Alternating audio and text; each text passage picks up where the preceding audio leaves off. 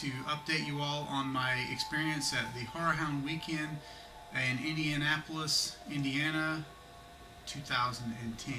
Well, in short, it was a fantastic experience. I'm here with some of my swag scored at the event and some of my autographed items. I thought I might just talk a little bit about those, and then just pros and cons to the whole event. Lots and lots of pros, just a few cons.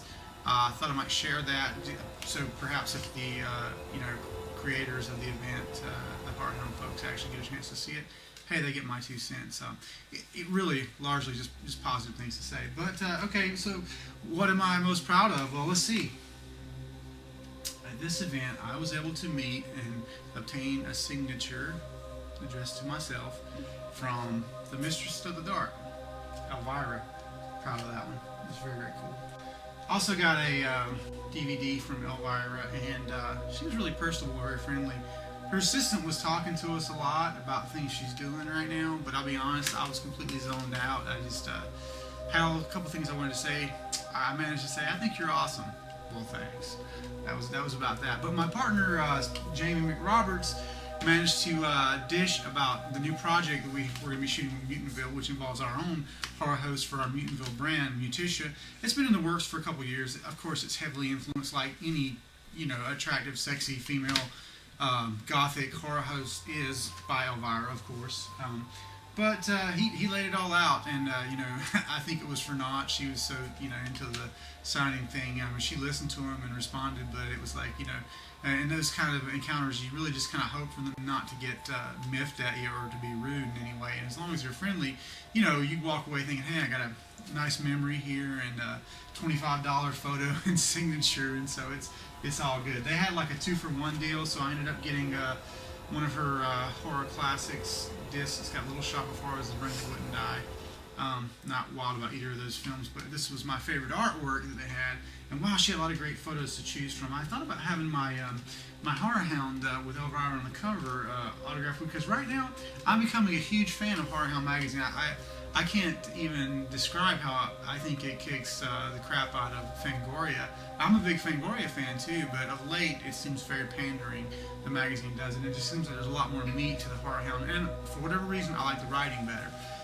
So I read the HorrorHound from cover to cover, and I gotta say, the Gold Pass this year included a subscription, a year subscription to HorrorHound, this t-shirt, a grab bag, another t-shirt, early access to the celebrities and the event rooms, the merch room, access to Maskfest, which was amazing.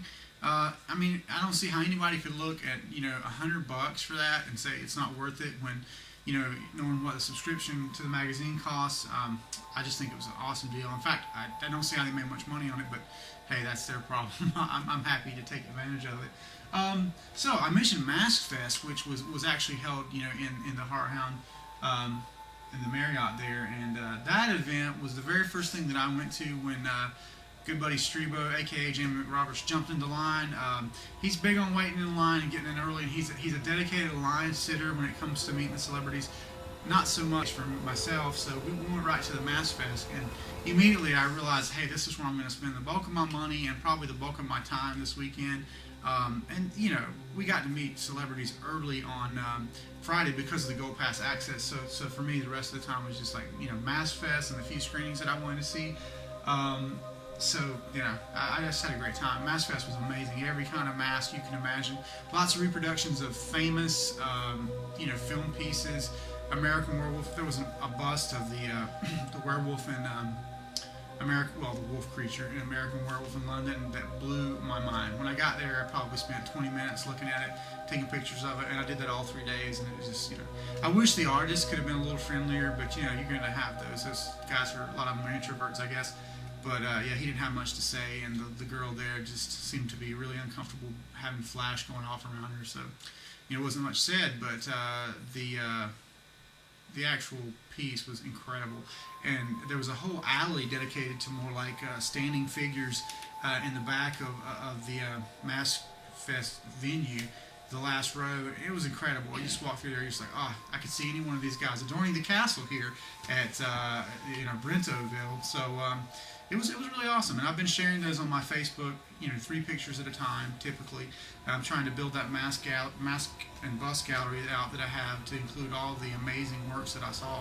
And I got a chance to talk to several of the artists that create these amazing works. So that was cool.